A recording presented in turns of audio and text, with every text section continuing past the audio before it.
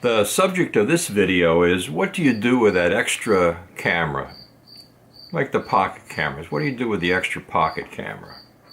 Well, if you've seen one of my previous videos, you know that I had the Sony RX100 Mark II, and I bought a Sony RX100 Mark III. So as I was going out to shoot, I kind of picked up the Mark III all the time. And I recall seeing a bunch of videos on YouTube where somebody would follow the photographer around and watch what he was doing, and there'd be a little narrative, etc.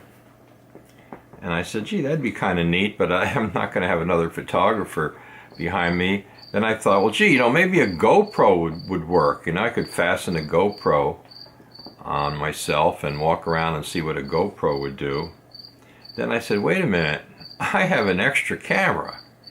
I have an RX100 Mark II that I don't use. So I realized that the camera has a little hook guy on the one side and a little hook guy on the other side.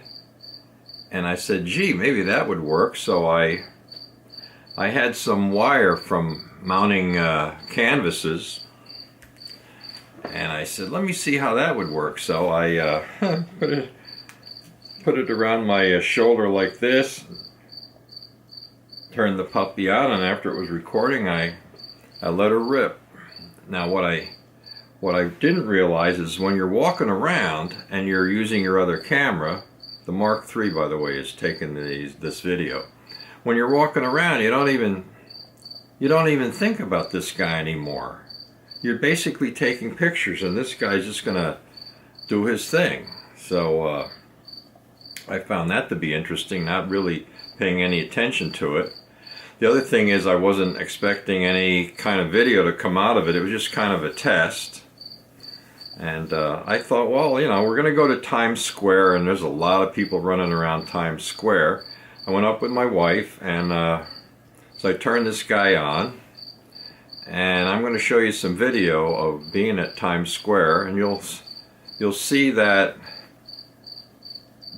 you don't always have the camera on the subject right away till you get in position. So basically, I'm wanting to take stills with my Mark III. This is the Mark II that's going to do the video. I got in position to take still pictures, and when you get into position, this camera's pointing at the subject, so you end up getting pictures of the subject.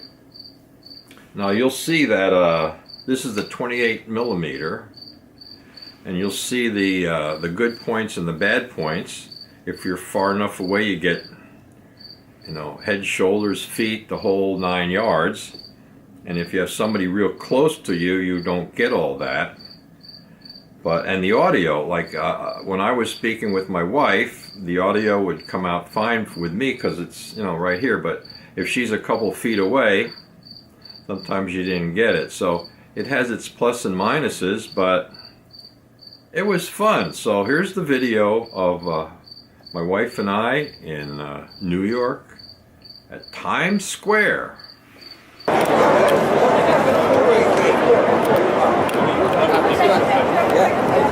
Let's go to the phone. No. It must be freezing. Yeah. Today is not even cold. Can you take a picture of us, please? Thank you. 2 pictures.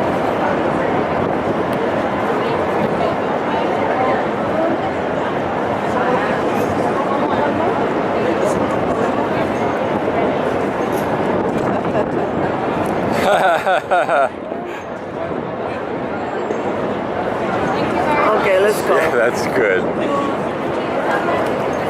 Are those pasties? I think they so. were, yeah.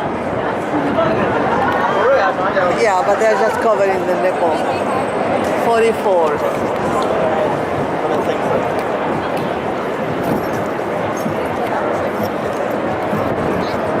Oh, what's this guy doing?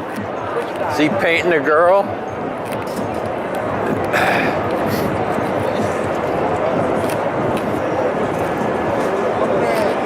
yes, he is. Yeah. All right. I want that job.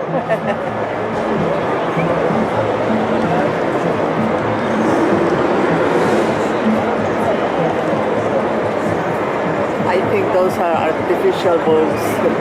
I mean, implants. Who cares? I know. they are too rigid to be done. Yeah, too rigid and that big, right? Yeah.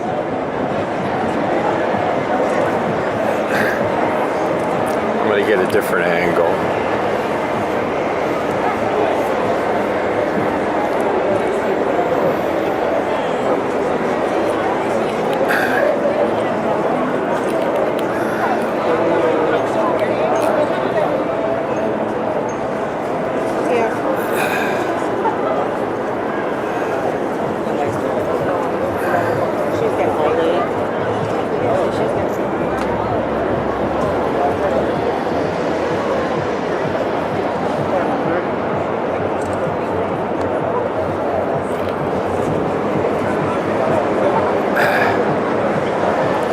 That guy needs an assistant.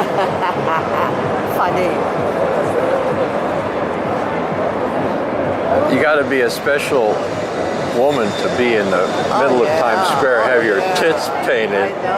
I mean that, and can you imagine how much they must pay her? Although maybe not that much. Maybe not. There's a lot of competition. There's two of them right here. I know. Well, he might have painted all of them. I think he did. Yeah.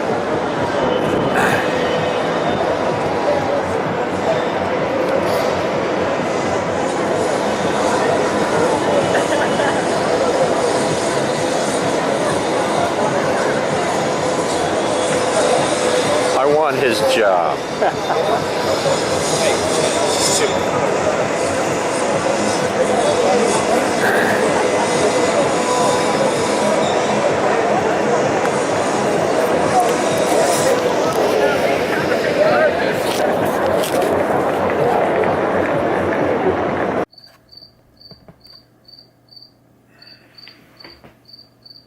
Okay, you've seen the video of Times Square, and I think you probably, like I did, you find it kind of interesting.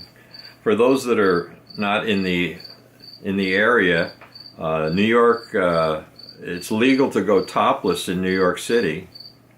In fact, once a year, I think in the month of August, they have a Go Topless event where a bunch of ladies get together in Bryant Park, and they're all topless, and they have signs about, like if guys can have their shirts off, why can't women? And we're all going, yeah, that's reasonable. And so they march down, I don't know, maybe 42nd Street to Times Square, and they have a little rally there, and they come back. It's a kind of a fun event. So that's what the topless thing is all about. The other thing mentioning is that depending on how tall you are, you may want to adjust this. Now, there's certain distance that you can only, get it over your head so far, and you may find that if you're a little shorter, you may want the camera up a little higher, in which case you'd have to get some kind of a little clip in the back and temporarily clip it off. Now the other thing as I might do is, since I'm using this, you should wear darker clothes. This Milo shirt's not really, I mean, it's just kind of like, hey, here's my camera, I usually wear a gray sweater, something dark. The other thing I might do is that since sometimes I put this in the car while I'm using the M3, and I have a little like a little drawer in the car. It's not a glove compartment per se, but when I try to get this little guy in the compartment, the camera goes in just fine, but it's having this stiff wire is kind of gnarly, it just doesn't seem to fit in all that well. So my recommendation is maybe, and I might do that myself, I may switch over to a kind of like a nylon. You want some kind of a cord that will hold up over many very long time without ripping or tearing. So I may switch over to that, but it was an interesting experiment. And by the way, if you want to see some of the street photography that I took while I was in Times Square, you can go to travelwp.com, travelwp.com, and down somewhere on that page is a thing called street photography. You click on that and you'll see my videos and my stills. And down at the bottom where I have the stills, this New York Times, Times Square was done in color, so you might like that. In any event, it was a fun thing to do, and you know, there's a lot of cameras out there that are, you know, people have extra cameras. Not all of them have that neat little hook on each side where you can hook it up, but if you're innovative, you can, you know, make your fake GoPro, you know, I guess you'd call it that, but you can make your fake video camera, and it's fun. Thank you for watching. Thank you for watching.